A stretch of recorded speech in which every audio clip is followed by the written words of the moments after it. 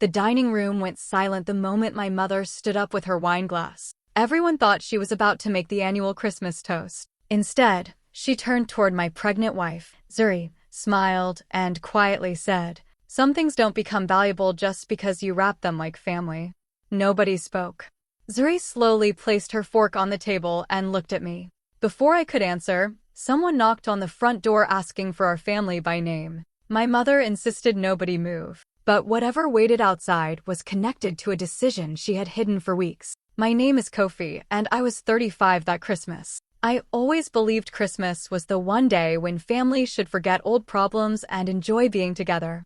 My wife, Zuri, was 7 months pregnant with our first baby, and I wanted this holiday to become a happy memory for both of us. My relationship with my mother had been difficult for years, but when she invited us to Christmas dinner, I hoped things had finally changed. Zuri smiled and told me we should give my family another chance. I wanted to believe she was right. When we arrived, everyone greeted us politely, but something felt different. My mother watched Zuri closely the whole evening. During dinner, she kept asking questions that sounded friendly, but were meant to embarrass her. She asked about Zuri's family, our money, and the small apartment we were living in while saving for our future. Every answer Zuri gave was calm and respectful, but my mother always found another way to criticize her. The rest of the family stayed quiet. Some looked down at their plates, while others acted as if nothing was happening. Then my mother slowly stood up with her wine glass. Everyone expected the usual Christmas toast. Instead, she turned toward my pregnant wife, smiled, and called her trash in front of every person at the table. The room became completely silent. Zuri lowered her eyes and quietly placed her fork on her plate. My heart broke as I looked at her. I realized my mother had not invited us to celebrate Christmas. She had invited us to humiliate my wife in front of the entire family. I stood up, ready to take Zuri home.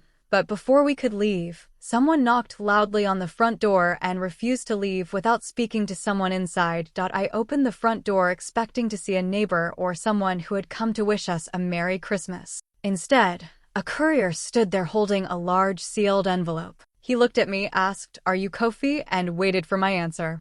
When I nodded, he apologized for interrupting our Christmas dinner. He explained that he had already tried to deliver the envelope several times during the previous week, but nobody had accepted it. Because it required my personal signature, he had been instructed to keep trying until he found me. Before I could take the envelope, my mother quickly walked to the door. She forced a smile and told the courier that any family paperwork could be given to her. She even reached out her hand as if she expected him to pass it over immediately.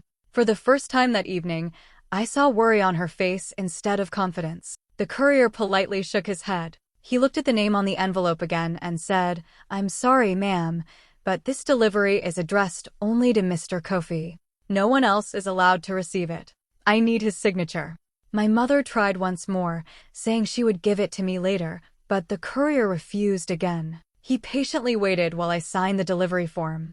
As soon as the envelope was in my hands, I noticed my mother's expression change. She kept staring at it without saying a word. It was as if she already knew what might be inside.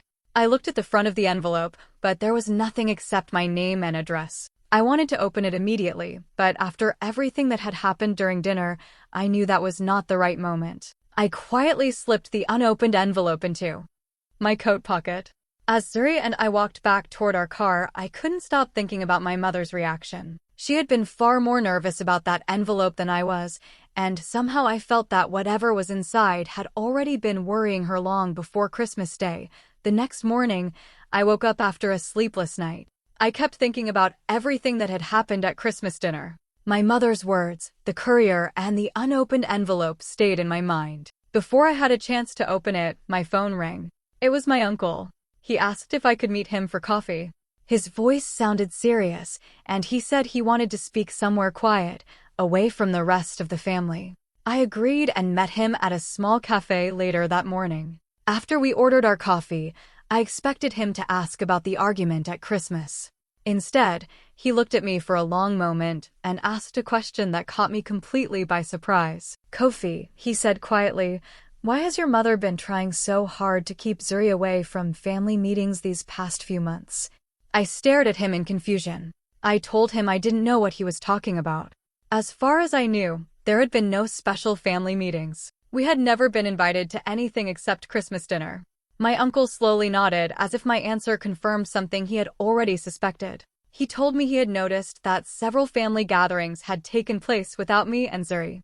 At first, he thought we had chosen not to come. Later, he realized we had probably never been told about them at all. Then he leaned closer and lowered his voice.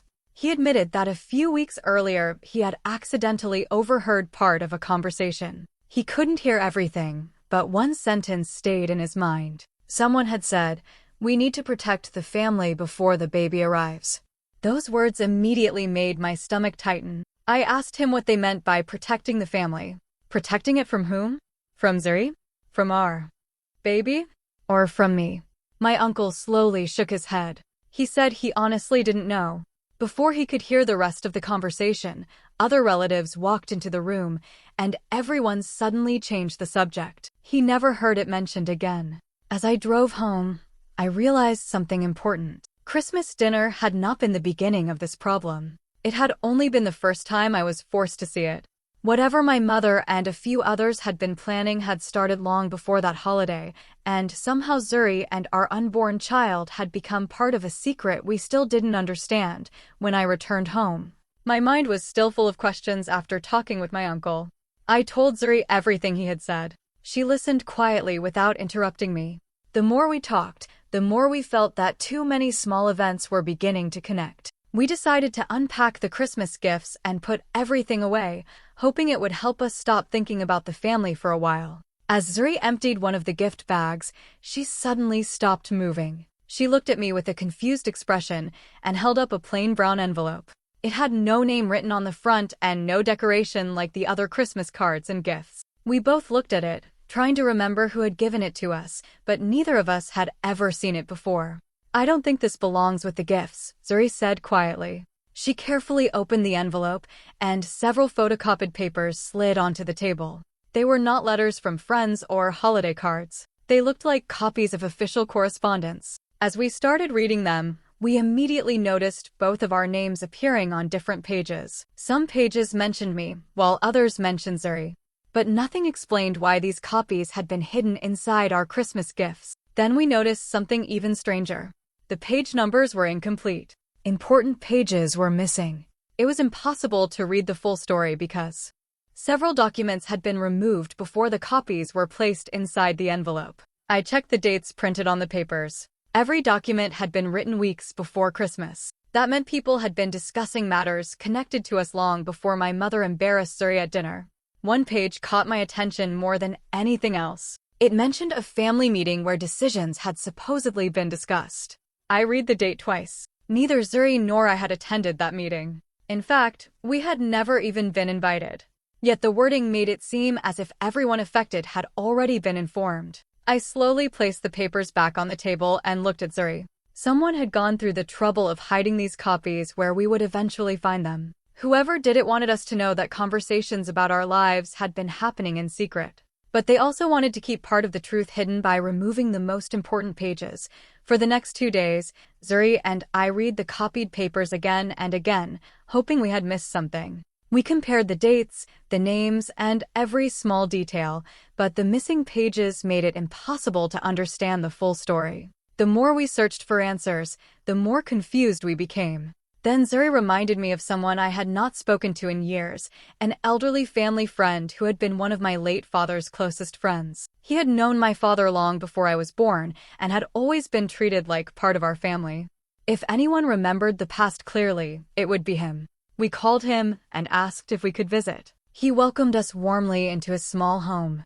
The walls were covered with old family photographs that brought back memories from my childhood. He smiled when he saw us and was especially happy to meet Zuri. He had never met her before, but he treated her with kindness from the very first moment. Unlike many people in my family, he never judged her or asked uncomfortable questions. We decided not to tell him about the Christmas dinner right away. Instead, I simply asked if he remembered anything important my father had said before he passed away.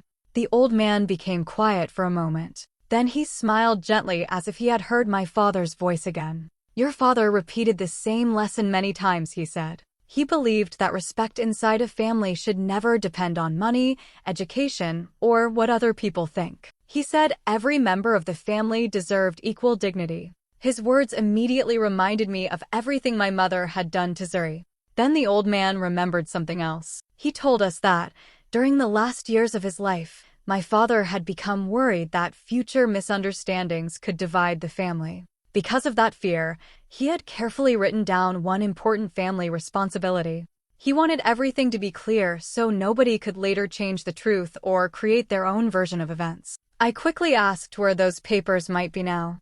The old man slowly shook his head. He said he did not know. He had never kept them himself. He only remembered my father saying they would be stored safely with other family records until the right time came. Before we left, he looked directly at me and said, "Kofi, if those records still exist, don't ignore them. They will answer questions that people never will." As Zuri and I drove home, neither of us spoke for several minutes. For the first time since Christmas, I felt that we were no longer chasing rumors. Somewhere, there were written records left by my father himself, and I believed they could finally explain why so many people had been hiding the truth from us. About a week later, my mother called me. Her voice sounded calm and friendly, very different from the way she had spoken at Christmas dinner. She said she wanted the family to come together again because too much tension had already been created. She told me it was time to leave the past behind and celebrate being a family. I looked at Zuri before answering. We both knew many important questions were still waiting for answers, but we agreed to go. We believed this might finally be the chance for everyone to speak honestly. When we arrived, the atmosphere felt strangely normal. Food was already on the table, and relatives were talking and laughing as if nothing had happened a week earlier. My mother welcomed everyone with a smile and asked us to sit down. After everyone settled into their seats, she stood up and thanked the family for coming. Then, before anyone else could speak, she said that it was time to forget everything that had happened at Christmas. She told everyone there was no reason to keep bringing up painful memories and that the family should simply move forward together. I immediately realized she was trying to end the conversation before it had even begun. Before I could say anything, Zuri spoke in a calm and respectful voice. She did not raise her voice or accuse anyone. She simply asked one question. "If we are supposed to move forward," she said, "can someone first explain why family conversations about us were taking place before Christmas without telling us?" The room became completely quiet. Several relatives looked at each other with confused expressions. A few of them frowned as if they had never heard about those meetings before. Others slowly turned toward my mother, waiting for her to answer. For the first time in many years, I saw my mother's confidence disappear. The smile on her face faded, and she struggled to respond. She looked around the room as if searching for someone to help her. Before she could speak, one of my older cousins quietly cleared his throat. He admitted that he had also heard similar conversations months before Christmas. At the time, he had assumed everyone already knew about them, so he never questioned what was happening. His words changed the entire room. It was no longer only Zuri and me asking difficult questions. Other relatives were now beginning to realize that something important had been happening behind the family's back, and not everyone had been included in those secret discussions. A few days after the family gathering, I contacted my father's longtime advisor. He had worked with my father for many years and knew how carefully he kept important records. After listening to everything that had happened, he agreed to help us search through the archived family documents. He believed my father had always written things down because he wanted facts to be stronger than rumors. That gave me hope that we might finally find clear answers. We met him at a small office where several old storage boxes had been kept for years. One by one, we opened them carefully. Inside were neatly organized folders, letters, notebooks, financial planning papers, and property records. At first, I thought we might discover some hidden fortune or secret legal battle, but there was nothing like that. The truth was much simpler, yet far more important. The papers showed how my father had managed family responsibilities over many years. He had written clear notes about helping each of his children fairly. He believed that love and respect should never depend on who earned more money, who married into a wealthy family, or who had the highest education. Again and again, his handwritten notes repeated the same message. Every child deserved equal respect, and no husband, wife, or grandchild should ever be judged because of social status. As we arranged the documents in the order they had been written, a pattern slowly became clear. The older records included everyone equally. But after my father's death, the tone of the documents and letters began to change. New meeting notes appeared with fewer names included. Invitations became more limited. Decisions were discussed by smaller groups. Several records mentioned family conversations that had taken place without informing me or Zuri. The change had not happened overnight. It had grown little by little over several years. Each small decision looked harmless on its own, but together they showed something very different. We had not been forgotten by accident. We had slowly been pushed further away from important family discussions until our absence started to seem normal. Zuri quietly held my hand as we finished reading the last folder. Christmas dinner had not been the reason everything fell apart. It had only revealed a problem that had been growing for a long time. For the first time, we were no longer depending on guesses or painful memories. We had a complete timeline built from written records, and it showed that the truth was much bigger than one terrible holiday dinner. A few days after we finished reading my father's records, I received a message from my younger sister. She asked if we could meet somewhere private because she needed to tell me something important. Her message was short, but I could feel that she had been carrying a heavy burden for a long time. Zuri encouraged me to meet her. She believed that sometimes people stay silent not because they agree with something, but because they are afraid. We met at a quiet park that afternoon. My sister looked nervous from the moment she arrived. She kept looking down at her hands before finally saying she was sorry. I asked her what she was apologizing for. She took a deep breath and admitted that she had heard several private conversations between our mother and some extended relatives during the weeks before Christmas. She explained that she never joined those conversations, but she happened to hear them while helping prepare family gatherings. At first, she thought they were simply sharing opinions about our marriage. But as time passed, she realized they were actually making plans. They believed Zuri wasn't good enough for our family, she said quietly. They kept saying she didn't fit the image they wanted people to see. Every word felt heavier than the last. My sister told me that some relatives believed if Zuri was embarrassed in front of everyone at Christmas, I would become ashamed and slowly distance myself from her.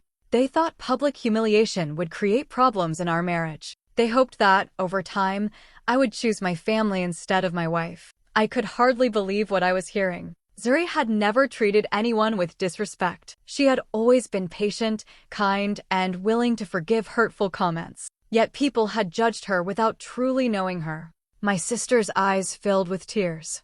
She admitted she wanted to tell me the truth before Christmas, but she was afraid of creating even more conflict inside the family. Every day afterward, the guilt became harder to carry. She finally realized that protecting a secret was only helping the people who had created it. Her confession removed every doubt I still had. Christmas dinner had been planned long before we arrived. My mother's words had not come from sudden anger.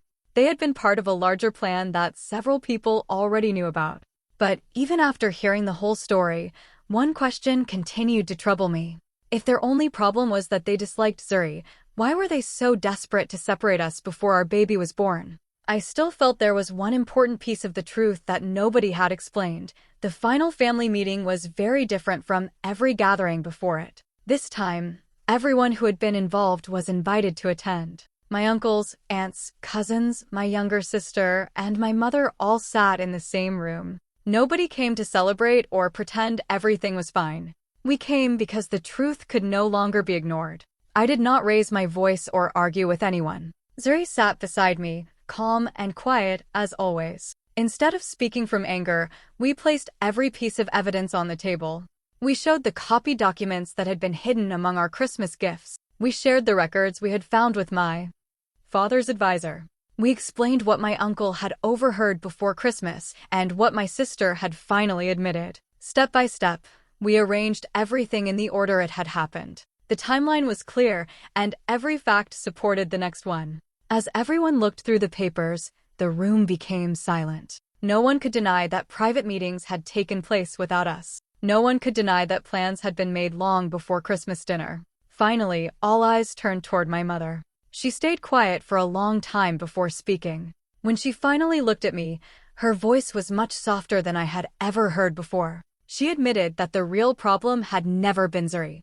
My wife had done nothing to deserve the way she had been treated. The truth was much different. My mother confessed that after my father died, she became afraid of losing her influence over the family. She wanted to remain the person who made every important decision. As my own family with Zuri grew stronger and our baby was about to be born, she feared that her control would slowly disappear. Instead of accepting those changes, she convinced herself that pushing Zuri away would somehow keep the family the way she wanted it. But her plan had done the opposite. Instead of protecting the family, she had slowly divided it. The silence, the secret meetings, and the public humiliation had damaged relationships that once could have been saved. At that moment, everyone finally understood that the greatest problem had never been my wife. It had been the fear that had quietly controlled my mother's choices for years. Several months passed after that final family meeting, and little by little, life became peaceful again. Not everything returned to the way it had been before, but something more important happened. The truth was finally known by everyone, and no one had to pretend anymore. The silence that had divided our family was replaced with honest conversations. Some relationships became stronger, while others needed more time to heal. A few relatives came to visit us one by one. They apologized to Zuri with sincere regret. They admitted they had stayed quiet when my mother insulted her because they believed respecting older family members was more important than speaking against them. Looking back, they realized they had confused tradition with kindness. They understood that staying silent while someone is being humiliated only allows the pain to continue. Zuri accepted their apologies with grace. She never asked anyone to choose sides. She only wanted people to treat each other with basic respect. My mother also came to see us. She looked very different from the confident woman who had stood at the Christmas table months earlier. She admitted that she had spent too much time trying to control people instead of loving them. She finally understood that respect cannot be demanded after repeatedly refusing to give it to others. She apologized to both of us for the pain she had caused. I accepted her apology because holding on to anger would not change the past, but I was also honest with her. I told her that forgiveness and trust are not the same thing. Forgiveness can happen in a moment, but trust takes time to rebuild through actions, not promises. She quietly nodded because she knew those words were true.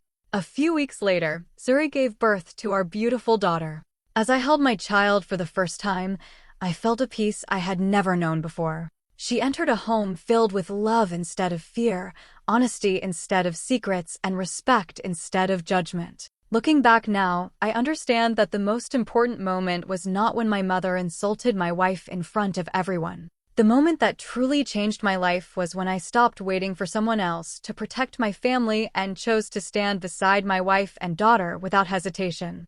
That decision gave us a future built on love, dignity, and the courage to protect what truly mattered.